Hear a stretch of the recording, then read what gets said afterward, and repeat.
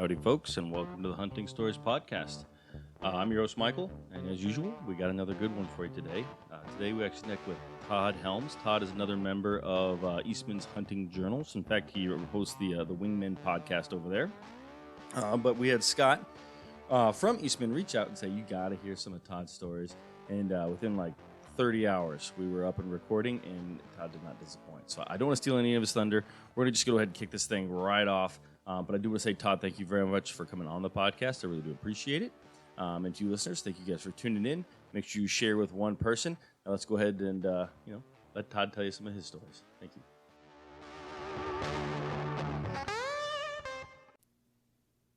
All right, Todd. Welcome to the Hunting Stories Podcast, brother. How are you? Good, man. Thanks for having me on. I appreciate it. Yeah, man. Super excited to have you. I know Scott, who was a guest on the podcast previously, sent an email and said, hey, you got to talk to Todd. He's got some great stories. And, man, this happened quick. I think that email went out, Monday? Here we are Wednesday, and we're already recording. So thank you for being so flexible and jumping on. Or I guess it's Thursday now. Huh. Yeah, no, it is Thursday, and I appreciate it again. Thanks for having me on. And it's fun to get on and tell hunting stories. You know, your platform is super cool in the fact that you just let people tell hunting stories. And I think that's awesome because our stories are what connect us as hunters. I agree. I do the best I possibly can to stay out of your way so that you can tell your favorite stories. That's what it's all about. But let's kick this thing off, Todd. Why don't we start with letting you just kind of introduce yourself real quick. Tell the people who they're going to hear some stories from. Okay, sure. Well, I'm Todd Helms. I'm the managing editor at Eastman's Hunting Journals, and I am also the host and kind of head guy at Wingman, which is the wing shooting side of Eastman's Hunting Journals. We have YouTube, podcasts, we have all kinds of stuff. It's fun to sit down and be a guest on a podcast for a change. I'm usually on your side of the mic doing a recording in the Wingman podcast. So thanks again for having me on, man. This is cool. Yeah, man. Yeah. I'm excited to have you. And, I don't have much experience with waterfowl hunting and bird hunting in general, other than turkeys. For some reason, I'm just really good at that. The rest of it, though, I have no real idea. But the more I'm starting to experience and learn about it, I'm learning that Wyoming's got some pretty sneaky good bird hunting up there. Is that the case? Or Wyoming's not a real place. It doesn't exist. Wyoming's not real. Yeah, don't even look for it on the map. We are blessed. You know, when most people think of Wyoming, they think of big game, obviously, and rightfully so. You know, we're a Western big game destination. That's why Eastman's is based here. That's how everything started with the Eastman family. And I moved to Wyoming from Michigan 16 years ago now to be a high school English teacher and a coach. And our little schools out here demand a lot of all their staff to make things go. And so I did a little bit of everything in that and got the opportunity to come on board with Eastman's through Wingman as the host. It was kind of my brainchild because you're right. In places, we have some excellent wing shooting opportunities in Wyoming between upland birds and waterfowl. It's not everywhere. You know, so down south, some of the Midwestern states, you know, growing up in Michigan, we had waterfowl everywhere because there's water everywhere. And so anywhere you lived, you had access to it. It's not like that out here. There's lots of places in Wyoming where there's no waterfowl at all to speak of. And then there's other places where they winter and it can be pretty good. So I'm blessed to live here. I love calling Wyoming home and raising three little kids that are born and bred in Wyoming, and yeah, man, it's awesome. It's a great place to be, and some phenomenal hunting stories have come about because of my time in Wyoming. Perfect. You know what's funny is, so I don't know, about a year ago I took a job and I had to leave Colorado. We ended up going to Texas because we're familiar with it. I was thinking Wyoming's where I wanted to land, but I was like, I don't know if I could convince my wife to live in, because the biggest town in Wyoming is like, 90,000 people, something like that. Cheyenne is, I don't think it's that big. It's close to that probably, especially when you look at the outlying area. But yeah, there's not a lot. There's more well, maybe not after this winter, but at one point there's more antelope than people in Wyoming. I believe it. But I was thinking that's where I wanted to go. We ended up in Texas because we're familiar. My wife's from here, but of course we ended up living in a town with 60,000 people. And I'm like, man, maybe I should have fought a little harder to get up there to Wyoming because I'm sure we all would have loved it. Either way, that's off subject. Yeah, that's Go all ahead. right. No, that's good, man. It's Wyoming's great. It's not for everybody. You know, I talk to a lot of people that I live, you know, we're up in the northwest corner of the state, right next to Yellowstone. So Beautiful we get area. to live where people vacation. Yeah. And people come here and they think, "Oh man, this is so awesome." And then the weather will change and we'll get a snowstorm in August. And they're like, maybe not. You know? Yeah, the roads are closed and you run out of bananas at the Yeah, store and and and there's not, you know, there's not the amenities right down the road that everybody's used to. You know, I don't have, you know, we just don't have things that everybody that lives in a city has right at their disposal, or even a more urban area. Some places, you know, I talked to some of my friends that still live back in the Midwest, and they're like, "Hey, just run down the street and get this." It's like, no, that's a yep. 2 hour drive to Billings to get that. Yeah, yeah. But it's a special place. Either way, let's It is. jump into some stories, Todd. Yeah, man. I Yeah. know you got a couple in mind, so why don't you set the stage for us and let's kick it off. You know, when I was thinking about this platform, I was kind of mulling some things over, and I think couple of the coolest hunting stories that I have. You know, I could go back to the very beginning with growing up with my dad teaching us how to hunt, and one of those is my first deer, and it was in Michigan. You couldn't deer hunt back then, and you had to be 14 and to firearm deer hunt. You could bow hunt at 12. And I'd done a little bit of bow hunting and been unsuccessful. And then, you know, opening day firearm deer season in Michigan is like Christmas, New Year's, your birthday, and 4th of July all rolled into one. And then business is closed, school's closed. I mean, it's a holiday. Yeah. And it was finally time for me to be able to hunt with a rifle. And we were part of a hunting camp at that time, but I had kind of done some scouting behind where we live, behind our house, and some kind of on the edge of some agricultural areas, and been found quite a few deer. And so Dad and I decided that we'd start there. And at that time, in the Upper Peninsula of Michigan, November 15th is opening day in Michigan for firearm deer season. And at that time, baiting was still an extremely popular way, as it still is up there. Kind of like Canada, the deer numbers are pretty sparse, and so you kind of got to bring them to you. So baiting was what we did, and Yeah. you sat in a blind, daylight, not even 30 minutes, 45 minutes before daylight until dark, you know, and you sit there all day. And it's the Upper Peninsula of Michigan in middle of November. It's cold, and the opening morning, I got up and we'd gotten a big snowstorm. There was, I don't know how much snow, but I was 14 years old and I haven't gotten much taller since then. So, and it was pretty deep on me, but it was deep snow, as used to be the norm up there, and it was cold. And Yeah. when I mean cold, I'm saying I think it was like 20 or 25 below zero that morning Fahrenheit. Oof. Yeah, And well, I've never brutal. hunted And anything that cold. Jeez. yeah, especially when you're sitting all day long in a blind. I mean, I had a heater under my chair and an old military surplus wool blanket on my lap, and head to toe, you know, that old movie, A Christmas Story, and the little brother's like arms sticking straight out to the sides, you can't move. That's kind of how I felt. Had everything I owned on, you know, Yeah. and it's a couple hours after daylight, and I watching, and all of a sudden this deer ghosts out of the timber and starts eating on my bait pile. And I start looking him over, and man, in Michigan there's any back then, especially, it was, if it had an antler, a legal antler, it was gonna get a bullet. And 1 3-inch spike was all it took at that time to be legal in Michigan. And I look, and sure enough, this is a little spike buck with one side busted off. I mean, a unicorn, man. He's like 4 inches, maybe 5 inches long on, I don't know what side it was. And of course, my heart just just Yeah. starts pounding. And I get the gun up, gonna make a shot. And I had, earlier in the fall, I'd been lucky enough to draw a bear tag in Michigan. And so my first big game animal was about a 300-pound black bear. And that was back in like September. And I made a perfect shot. Everything was good. Well, this deer I don't know what, I just came unglued, man. Buck fever just grabbed me, and I thought I made a good shot, and I ended up didn't. I hit the deer. The bullet kind of raked down his side, and it didn't.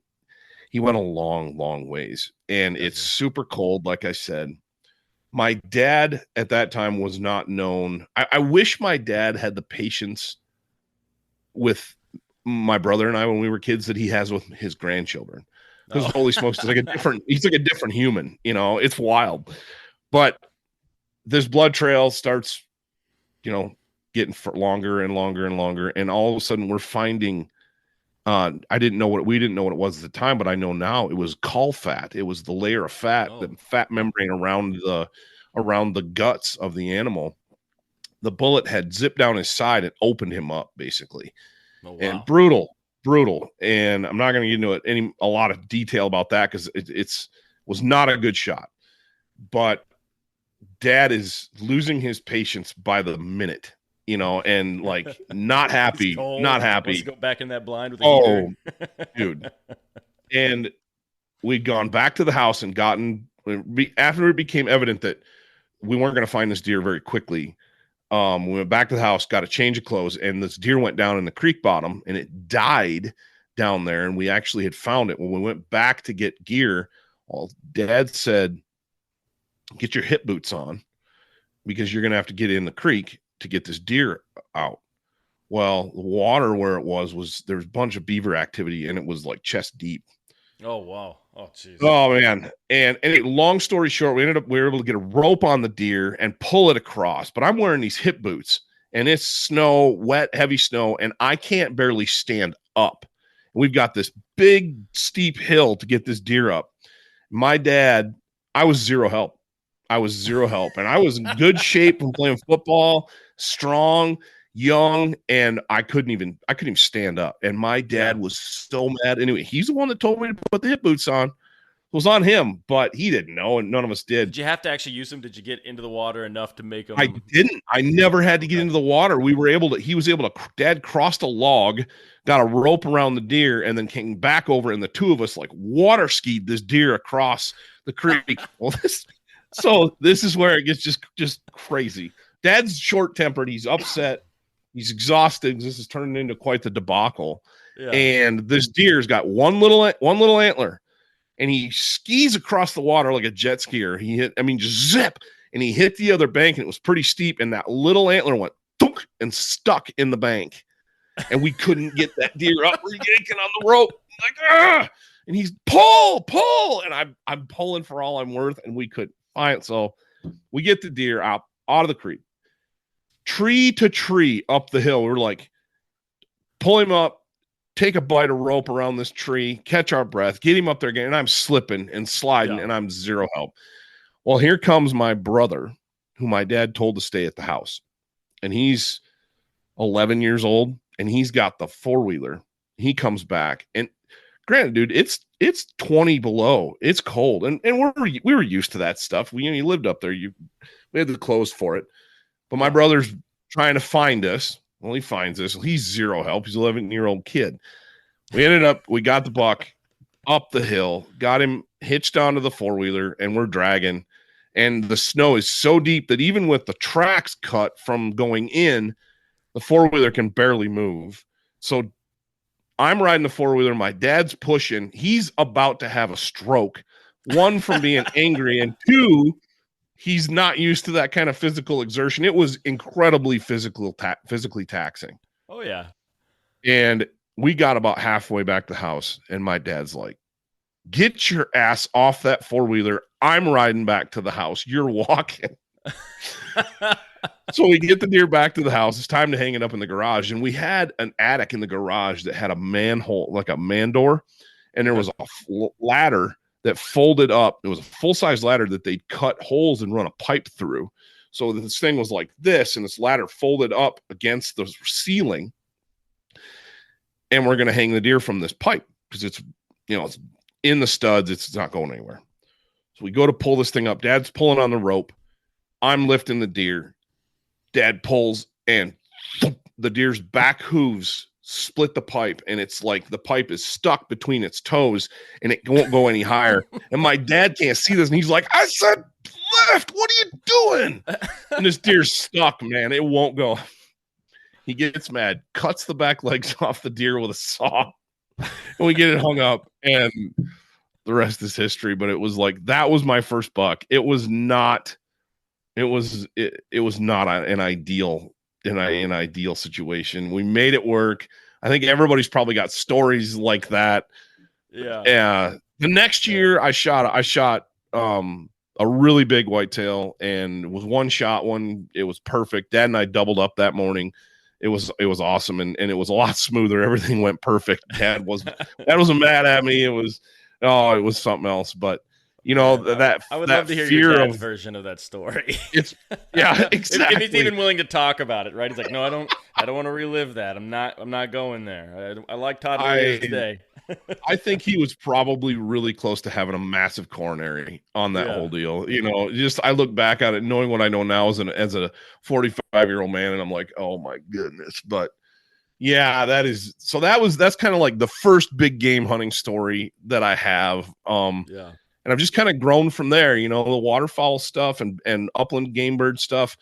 Just grew up doing it and had just a ball. Have a ton of stories from everything from calling in an old man's last goose into the decoys to, you know, getting to hunt in different places and now introducing my kids to it. It's just awesome. But, you know, the kind of the adventure stuff is what sticks in your head. And I think probably the next big story that I would have comes from Kodiak Island, Alaska. And all right. I got the opportunity to go up there in 2004 and 2006 and commercial fish. And 2006 I got to deer hunt up there. And it was a blacktail they have up there? It was Sitka blacktail. And it was a ton of fun. That was my first encounter with bears and hunting, and how quickly your head has to be on a swivel hunting around bears, and how quickly a situation can deteriorate. The opening day of season, we got a couple of deer down, and as I'm putting on a pack loaded with meat, I hear a branch break, and I know it's coming from downwind. I know exactly what it is. And I look up, and there's this huge brown bear 15 yards away staring me right in the eyeballs. And I've just put this load of meat on my back. Yeah. You just put some jam on the bagel for him. Yeah, it was wild. It was wild, but nothing happened. The bear turned, ran off. It was a good encounter. But that's kind of set that hunt, packing out meat on that hunt really set the stage for hunting here in Wyoming, because we are inundated with grizzly bears in this corner of the state. And if you're going to hunt deer or elk, big game really of any kind, but deer or elk in the mountains around, well, not even the mountains anymore, they're everywhere, but you've got to have your head on a swivel. And that, you know, that leads into the coolest big game hunt I've ever gotten to do. It was a dream, you know, growing up in the Midwest, in the North Country. I always dreamed about hunting elk out west. That was, people ask you like, well, how'd you end up in Wyoming? Did you move out there to teach? And I'm like, no, man, I could teach anywhere. I wanted to hunt elk. That's why I moved to Wyoming. And I knew, being a teacher, that my schedule would only allow me to, you know, if I wanted to hunt elk, I would have to live where elk lived. And so that's why I moved, and been chasing them around with some success and a lot of failure and a lot of learning ever since I moved out here. But I got the opportunity shortly after I moved out here to go on a wilderness horseback hunt into the southeast corner of Yellowstone National Park. And I was able to hunt in a camp that had it has a pile of history. It's still there. It's been around for over 100 years. Long time ago. It's been Teddy Roosevelt hunted out of this camp. Oh, wow. Ty Cobb hunted out of that camp. there's a big stump in camp kind of by the fire pit that it's a big old pine stump, and it has rifle brass pounded into it. So it's just the base of the brass sticking out. And in that stump, there's the letters TR made out of 405 Winchester brass. So whether Teddy Roosevelt actually pounded those into that stump himself or somebody else did it with 405 Winchester brass, I don't know.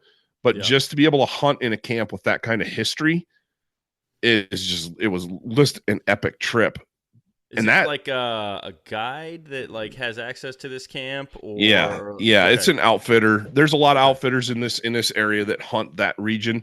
You know, before the wolves, the elk population here was booming, and it's starting to level off. They're kind of getting used to it. But man, the wolves just knocked the elk numbers way down.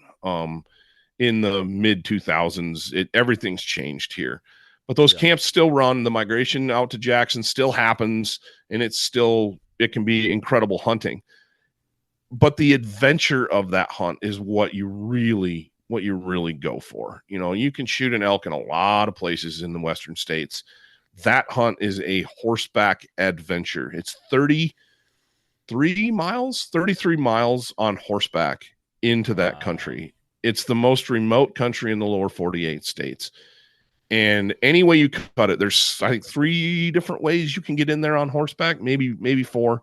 They're all 25 plus miles. And the way we went in is probably the most accessible way from our side here, but it's also the most dangerous way. And that's where the adventure really came in. We got to the trailhead the morning we were going into camp. You know, psyching yourself up for 33 miles in the saddle.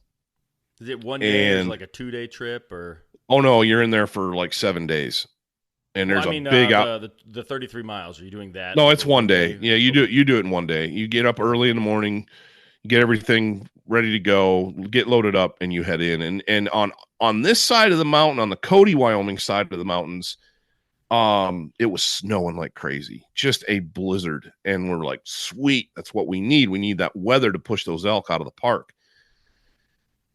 And so you're riding up through this. I can't even really describe the country. It's like something out of a movie. When you picture the Rocky Mountains and northwestern Wyoming, just brutal terrain, vertical stuff. It's exactly what this was. And it's covered in snow. To give you some picture how steep this country is, there's one point where we're riding along the face of this mountain, and the horse trail is no wider than a horse's 2 feet put together, or your 2 feet if you stood. That's as wide as the horse trail is. You know, maybe as wide as a computer screen, you know, because the horses step, and they just have created this trail over hundreds and hundreds of trips, thousands of trips in and out of there, and years and years and years. There's this part of the trail that it's this kind of a shaly, gravelly face of the mountain, and it's so steep that on one side I can reach out with barely extended arm and touch the hillside. On the other side, it's a straight drop down into a creek bottom, hundreds and hundreds of feet below me. Jeez. And you got to do this for a couple hundred yards to get across this, and it's, you know, you're going, please don't slip, please don't slip, please don't slip. You know, my eyes were literally, oh man, my eyes were literally focused dead ahead of me. Because if you know anything about riding horses, the horse, you look where you want to go, and the horse will go there. Most of the, you know, that's the idea. But you don't look down, you don't look around, you look where you want to go. And the horse, there's kind of a connection that you get with that animal, and that's how it works. So my eyes were focused dead ahead on the trail. So we get through that, and then we start to climb up to the top of the pass. And this pass is famous for being impassable at that time of the year. And in fact, 2 years ago, there was a whole group of outfitters that got stranded back in this country, and they had to go out to the south. But guys were trying to shovel their way in from the west, from the east side. They were trying to get relief into them. They were trapped in there for days, and they've got stock in there. They've got it. I mean, massive stuff you don't see on the news, but You know, if it happened in a city, it'd be some major catastrophe. And out here, it's just Tuesday. You know, it's just part of yeah, Wyoming. it's just wild. Yep, it is. So anyway, we've got this big pass that we got to go up to, and there's these switchbacks where the trail just doubles back and forth like a zipper going up the face of this. It's so steep, and it's a cliff off one side, but you can't tell because the snow has blown. It snowed so much, and the wind has blown it into a cornice, and which is like a lip that goes out over the edge, and there's nothing but snow. It looks like ground, it looks like firm ground, but there's nothing under it but air. And we got up to we were just below the top, and another outfitter was ahead of us, and he stopped on top of this pass. And which is no. You get down off the top and give the person that's coming up behind you room. You don't stop on those switchbacks because bad things happen. Well, that's exactly what happened with us. Oh God. We're on this cliff face, and it looks like I said, it's this cornice on my left side.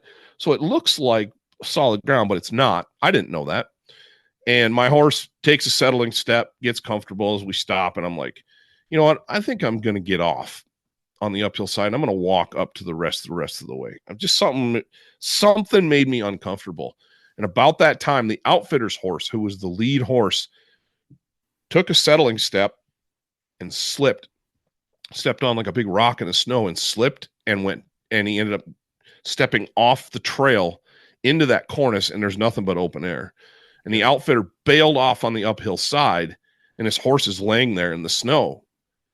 And I'm like, holy smokes, you know, this is like that scene from the movie Lord of the Rings where they're going up that mountain trying to get in and they can't get up all the snow. This is what this was like.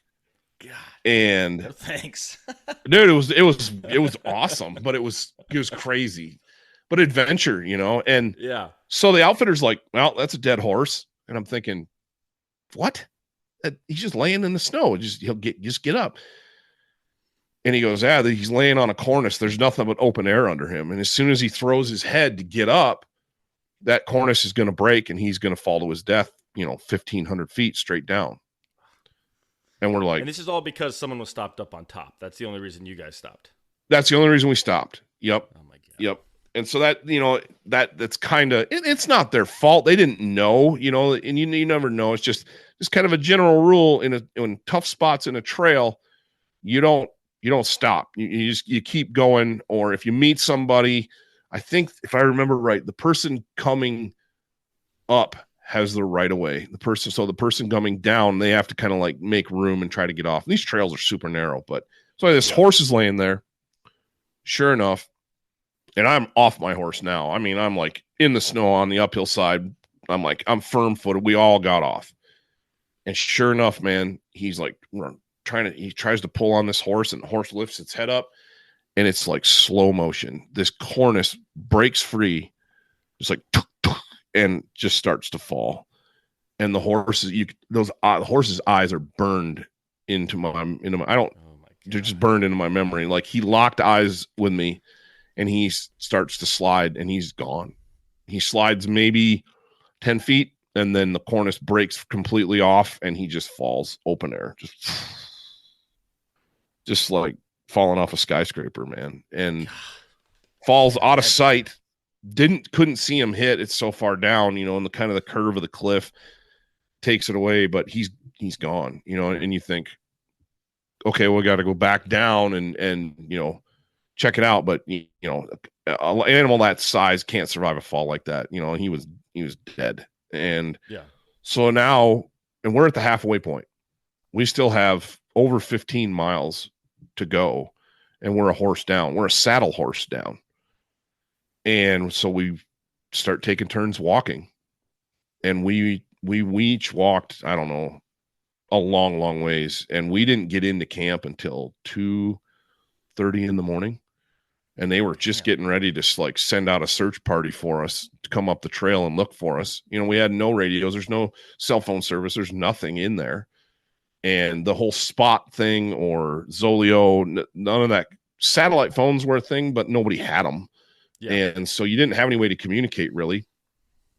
So it's just like, oh, you're kind of on your own. And we just kind of took turns walking. And so we're working our way into camp, and we're, I don't know, 15 minutes, 20 minutes from camp. And the snow has let up. It had snowed on the other side, but not a lot. Yeah. And there's Real grizzly quick, bear is this a tracks. rifle or a archery Yeah, hunt? it's a rifle hunt. It's a Okay. rifle hunt. Yeah, it's a like middle of October, end of October Okay. type deal. Got it. So we're working our way down into the last river crossing that we have to cross before camp, and it's the middle of the night, man, like midnight. And one of the other hunters wasn't super experienced on horses, was kind of afraid of them. And I was walking at this point, and he was riding my horse, who was this great big stout thing of a horse, mountain horse, and super sure-footed. And the horse is working down this really steep face down. It's just a bank, but the trail's really steep. It was kind of icy, and the horse's back feet slipped. Well, instead of giving the horse his head and letting him catch himself, the guy pulled back on the reins, and he pulled the horse right over on top of him. The horse fell on him. They went over backwards. This is all happening in the span of hours. So now we've lost a horse. First day of the trip. We've got another guy we've gotten a horse wrecked now. And this guy, we don't know if he's okay. He's showing concussion symptoms. We get him into camp. It's 2:00 in the morning. We're getting, everybody's doing their stuff. We're trying to nurse this guy that they got rolled up on by this horse. And that's kind of set the tone for the whole trip. It was like, that was the year of the swine flu as well. And we all got sick in camp. We all got the flu. Within 48 hours, almost everybody in the camp was throwing up, couldn't hunt, sick. I'd get on my horse in the morning, lean over, puke off the side, wipe my mouth. All right, let's go, and ride up the trail. And I had it pretty well dialed to where I had this spot where I wanted to go to. After a couple days in there, I kind of figured out how the elk would move, and we're right on the park boundary. It's I don't know, right 2 miles away, and it's all marked. Not to go in there, so you're hunting the elk as they come out. And there's grizzly bears everywhere in there. And riding up the trail, trying to get my mind right on the hunt that morning because I'm super sick. And I look, and this goes back to my time on Kodiak Island with all the bears up there. I look, and there's we got a fresh little skiff of snow that night, and there's steaming hot grizzly tracks in the trail. Ugh. And when walking, and I'm like, dude, I'm going to come around the corner and be right on top of this bear. And it got in this little open spot, and there's this patch of willows down off the side to the right, and it's coming up maybe 50, 60 yards away. And I look, and I see the grizzly bear tracks go down and into those willows. And I was like, okay, here we go. And I could not see that bear. And we were riding by my horse and I are riding up, and my horse just like turns his head and looks. He never stops. He never gets nervous. He just looks down into those willows the whole time we're riding by him. And I'm like, that bear is sitting in there watching me. Yeah. Just crazy stuff, man. Crazy stuff. But the elk migration didn't happen on that hunt. One of the guys did kill a decent 6-point bull, but the elk they weren't migrating. The weather got really nice in there, and it kind of was an anticlimactic trip. We had this build up with this epic stuff that happened, losing horses and guys getting balled up on and bears all over the place. I stepped out one night to take a leak out of the tent, and there's a giant grizzly bear sitting in camp digging through the fire pit. He's just sitting there hanging out, and he turned his head and kind of looked at me and went back to digging. A big old male bear. And typically those are the bears that are pretty good bears. They've had enough human encounters, enough negative encounters where they don't want any trouble. Man, it's the sows with cubs that you surprise. And sometimes if you surprise one of those big old boys, you get a bad reaction out of them too. So you don't want to surprise them. But the ones that are kind of a pain are like the 3-year-olds. They've been kicked off. They're not mature bears yet. They're kind of like teenage bears. Yeah. And they are a pain in the butt. It was that way in Alaska. It's that way out here. And those are the ones it seems like you always have problems with, and thankfully, knock on wood, I haven't had any real problems with bears. but they're just kind of everywhere. So that trip ended very anticlimactically, but it was an adventure of a hunt, and that's why we do that stuff. Is they're adventures, and 100%. and they're a ton of fun. You put it all together and you look back and go, holy smokes. You're so close to death on those hunts sometimes that you don't even realize it. The horse is the most dangerous part of the whole hunt. Yeah. And it's just, man, but I wouldn't trade it. I'd do that trip again tomorrow. And it was amazing. A ton of fun. I'd love to go back in there and do that. So that hunt, that story is pretty crazy, but one that's actually kind of gets into the whole with bears and adventure and then success and then the mindset, the mental toughness that you have to have on some of these Western hunts.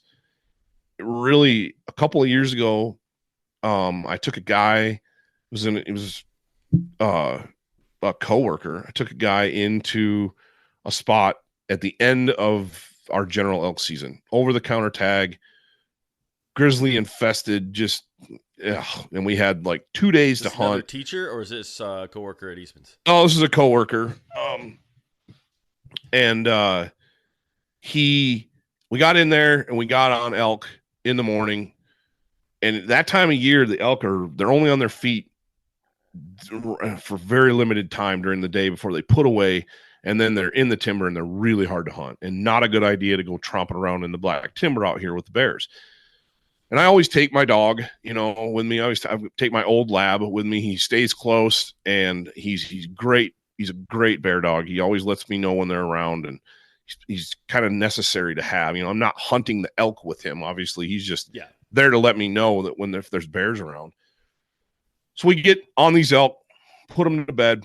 We hang out on this ridge top all day waiting for them, build a fire, take naps, eat all of our food, the typical thing. And right at dark, this bull steps out and we'd agreed that whoever spotted a bull first got the shot opportunity. It's kind of the only equitable way to do it, right? Yeah, super. And I was glassing a different direction, and he's like, "Hey, right here!" And I look, and this bull steps out. It's a beautiful bull, and his first one, and he makes a phenomenal shot on this elk, stones it. And it's right at dark. So it's like, all right, now it's go time. We've got to get this bull broke down. And if you've ever broken down an elk, it's a lot of work. 2 guys, it's a lot of work. By yourself, it's a monumental task. And really 3 to 4 guys makes it about ideal, right? Yeah. And we not only do we have to break this bull down, we have to move it all, because we have to move it and get it hung up out of the reach of grizzly bears, because there's bears everywhere. There are tracks everywhere. So we get up to the bull. Awesome. Notch the tag, get it all filled out, take pictures, the whole ball of wax. And I build this huge fire, just enormous fire. We're on a pretty open hillside. It's a full moon night. You could see really well. And we get this bull about 3/4 of the way broken down, butchered. And my dog, who's been laying there in the snow, kind of hanging out, just loses it. And he's barking and growling and snarling, and he's looking straight down the hill into the trees that are like 50 yards away. And I'm like, here we go. And turn my headlamp down into those trees. And sure enough, there's a great big old grizzly bear just sitting there on his haunches, just watching us. See, I was worried you were just going to see eyeballs, but you actually saw the whole No. You could see the eyeballs, but you could see the outline, kind of, he wasn't that far away, and a really bright headlamp, I could see the bear. Yeah. And it was like, okay, now it's gotten really real, because and it was, again, a big old mature boar. And I was like, the second we leave this carcass, he's going to claim it. And we are not going to be able to come back. So we have to move the entire elk, which, give or take, 225 to 275 pounds of meat, probably more with all the bones and stuff, and a head and antlers. We got to move it all. And so we get it loaded up. The bear's just hanging there waiting for us, being a good boy. He's just waiting for us to leave. And I look at this guy and I'm like, we got to move it all now. And so we get it in bags. We get whatever we can carry on our backs, and we're dragging the rest in game bags. Yeah. Is your buddy staying And relatively calm throughout all this? oh yeah, he was pretty chill. You know, he was a Marine, Okay. his former ex-Marine, and he was handling all that really, really good. So we start dragging all this meat, and dude, you can imagine how taxing it is because each one of these bags weighs as much as almost as much as a gutted out whitetail. Yeah. You know, and so you're just like, holy smokes. We move it about a half a mile and we get hung up in the trees, and we're exhausted. We've been hunting since daylight, and it's midnight now, 11 o'clock, and we still have 2.5 miles to get back to the truck.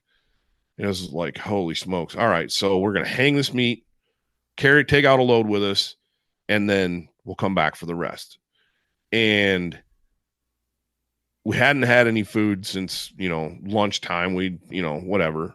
So we started packing out meat, and this guy bonks, like totally bonks, and not his fault, but just physically bonks. Doesn't have any gas left in the tank. And this could happen to anybody, right? If you're not in, and he's in good shape, but just, he just bonked, man. And with that bonk came like a mental fog where it was just like I'm just like, come on, get up. And long story short, I ended up at one point grabbing him he sat down, and I grabbed him, taking a rest, and he's like, I can't do this. And I grabbed him by the backpack straps, and I pulled him up to his feet. And I was like, get on your feet, Marine. If you could do boot camp, you could do this. And I said, you get on my ass and stay there, and we're going to the trail. We're going to the truck. And he did. And then when we got to the truck, we had a Mountain Dew, got some blood sugar back up, and had some snacks, and got the meat hung up. And then it was like that mental fog cleared, and he was fine after that. Yeah. And like I said, that can happen to anybody on these extreme Western hunts. I don't care if it's elk hunting or sheep hunting or whatever.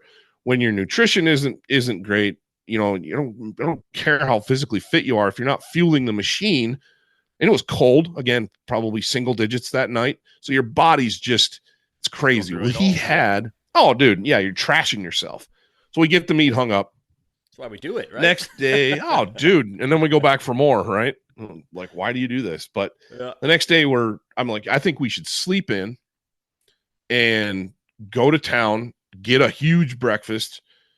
That meat's not going anywhere that we have hung in the tree. It's super cold, so it's not going to spoil.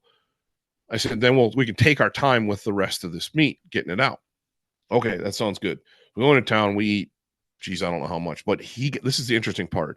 When he got cell service, his Fitbit app kicked in, and we were able to see all the data that we'd accumulated from the day before. And I don't remember how many steps it was. The step count wasn't ridiculous. It wasn't like, holy smokes, you guys did 30,000 steps. It wasn't anything like that. But the calorie expenditure that he alone burned, dude, I think he burned somewhere like 10,000, 12,000 calories that day. And he consumed probably 2, maybe. Yeah, 2, maybe 2,500. Yeah. And it was like hunter will have like 4,500 calories. Like 10,000 is crazy to expend. We're day hunting. So we just have snacks with us, And we had the right stuff. We had high protein, high fat, we had stuff that's going to fuel you. It's not like we were eating celery up there, but still, yeah. The amount of effort, the amount of physical exertion that hunt took, that the bonk that he experienced, I've seen it happen to my athletes as a coach. I experienced it, and we were both. I mean, I don't mean to make it sound like, well, yeah, he was, he's some wuss, No, I didn't bonk, but I was right there. I could feel it. And the only time if he hadn't bonked, right? Maybe it was just that mental push that you're like, someone's got to man up right now, because otherwise we're dead. So maybe you would have. You never know. I think part of it too, you're probably right, but I think part of it too was it wasn't my first rodeo. I packed out a ton of elk. And I'd been on some absolutely horrific pack outs. In fact, I'll tell you a story about my wife's first bull that was brutal. So I knew what we were getting into, and I knew the physical exertion that was going to come when that bear showed up. The fact that we're out of time, it's a ticking time bomb, and it's going to explode. And so we have to do this now. And I mentally understood that. And I think that's part of it, being mentally prepared for a situation. And he'd never done it. He'd never packed out an elk before. He spent a ton of time in the woods hiking and hunting, and he's a very accomplished hunter. But it was just no frame of reference there. So I think that played into it for him too. But to his complete credit, dude, he was back at it next year. Awesome. He's back in the woods hunting elk the next year. And so it didn't make him quit or nothing, but it's just a good example of that kind of stuff can happen to anybody, and being prepared the best you can be, both mentally and physically and nutritionally, is important. But I remember, to the nutrition part, and the worst elk pack out I've ever experienced in my life was my wife's first bull. And it's actually, that bull is the reason that I'm sitting in this editor's desk. That hunt, first year we were newlyweds. She drew an awesome elk tag in the state of Wyoming. We hunted all fall, or the first part of the season. Nothing happened. Got a huge blizzard. It pushed a bunch of elk around, and we're buried in snow. I mean, we left the truck, got the 4-wheeler off the trailer, and I did nothing but dig out and winch that 4-wheeler through snow drifts for the first 3 or 4 hours of the day. Jesus. To get to this spot we wanted to glass from. I'm spent. I'm already spent, and the hunt hasn't even started. And I'm laying in the snow at 10 o'clock in the morning, catching my breath, taking a nap, and she hits me. Tap, tap, tap. I think I found my bull. And it's on this tag. It's not a matter of if you find a bull. It's finding the bull, right? Okay, and she had her first bull elk. She's got our sights set pretty high. So she finds this bull. She's like, I get the spotter on it. She's like, that's the bull I want. It's like 2 miles away. I'm thinking, okay. Yeah, we can. I think we can approach here. We plan out a stalk, and we get the stalk accomplished, get into 200 yards, and she dots this bull right through the heart. He takes 4 steps, tips over, boom, done. Middle of the day, it's cold, snow up to your butt. It's like, okay, we're good. Well, I didn't realize just how, we're on the stalk. I didn't realize just how far away this bull was from where I could get the 4-wheeler. Like, I mean, we spotted him. He was probably 2.5 miles from us, but we were 3/4 of a mile or more from the 4-wheeler. It was as far as I could get. I mean, the snow was ridiculous. And it's one of those deals where you just go do it and figure out the rest later. So we get this bull taken care of, and it dawns on us what we've got ahead of us. I was like, we're going to make several trips. We're going to take out what we can tonight, and we'll come back tomorrow and get the rest. Well, again, not nutritionally prepared, or really probably even mentally prepared for that amount of work. And I start packing this bull, and she's walking in front of me, breaking trail. She's got a load of meat. I've got a hind quarter, the antlers, and the cape. Whew, that's a heavy pack. Yeah, it was. We got it home and weighed. It was like 135 pounds pack. Anyway, I'm crashing. I'm totally crashing. We're halfway back, and it's taken me so long to get to where we're going that it's dark. It's getting late, and we got still, I don't know, 2 miles to get to the 4-wheeler.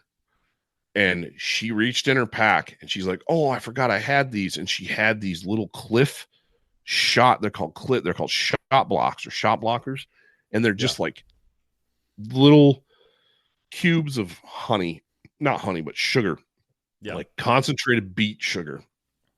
And I ate like the whole package, and it was like you could feel almost like power up, and was able to finish that. And I finished that pack out literally on my hands and knees, going up the hill in the snow to the 4-wheeler. Got there. Oh my God, dude, it was brutal. And so the next day, that wasn't even the worst part.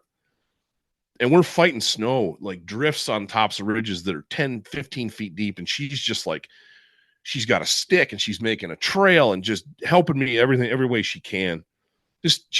My wife's like Wonder Woman, dude. She's amazing. Yeah. And so we get the meet home, got to go back the next day. And I'm like, I'm taking a sled, I'm taking an ice fishing sled, and we're going to get the rest of this meet out. Well, slept in, got breakfast, got out there, and it got really warm. That's the one thing about Wyoming is we'll get nasty weather, and then it'll get warm and sunny again. And when it does that, this place turns into gumbo. Just like, can't hardly walk on it. Slippery, sticky, from being in Colorado. Oh yeah. And so my sled is I get it in there in what's the remainder of the snow. And now I've got mud that I can't hardly walk in. And I've got the rest of this elk to get out. And I'm dragging a sled loaded with elk meat through the mud, not the snow, the mud. And it took us both of those trips. So I ended up dumping about half that meat, made a trip up the four-wheeler, dumped it out, went back down, and I packed the rest out on my back. And so 3 trips in and out for this bull, round trip, 3 miles, 2.5, 3 miles, just through nasty snow and mud. And it was brutal. Sure. And so awesome bull. The bull ended up scoring like 330, and it made the magazine. It got into Eastman's magazine. I submitted the story, and it got in the magazine. And here I am 6 years later, sitting here as the managing editor because of that hunt. And we talk about it all the time. The bull, we mounted the bull. He's in the garage, unfortunately, because it's the tallest ceilings that I have, and it's not like not like a whitetail you can just put on the wall. You got to have some space for an elk. And but yeah, every time we look at that mount, we walk in the garage at the end of the day, I look at that mount, and I think about that hunt. I think about it was a total team effort between the two of us. We were newlyweds. We'd only been married a few months, and what a test of everything: endurance, physical endurance, relationship endurance. That's a big one right there. Oh, dude. And so some couples cannot do difficult things together. It just doesn't work. And the fact that you were able to knock that out is pretty amazing. It's funny you say that, because you obviously you have your moments in a marriage, when you're in a hunting marriage, especially when you're sometimes you're better than others. And I'll tell you about the time I won Husband of the Year award, like 2 years later. She's pregnant with our firstborn and got the baby bump, the whole ball of wax, and we've drawn the same elk tag that she had before. And it's like, okay, but she wants to do it with a bow. Pregnant with a bow, she's out ramming around, and she's having. She is Wonder Woman, man. She's incredible. She's amazing. And all the guys, everybody here at the office is just like, you married so far out of your pay grade, and I'm like, right. Trust me, yeah. I outkicked my coverage bad. But so Husband of the Year award. We're moving in on this elk. We've had a bunch of close encounters. Nothing's happened. Finally, I'm like, this is going to happen. Got this bull pushing cows up this drainage, and the wind is perfect. We've got the perfect ambush point. We're ahead of him, but not too far ahead that he's going to get our wind. It's ideal. He's going to walk by her at like 15 yards. Yeah.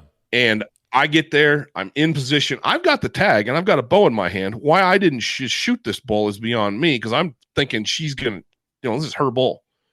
I look back, and she's 100 yards behind me, stripping layers off. She's just burning up hot.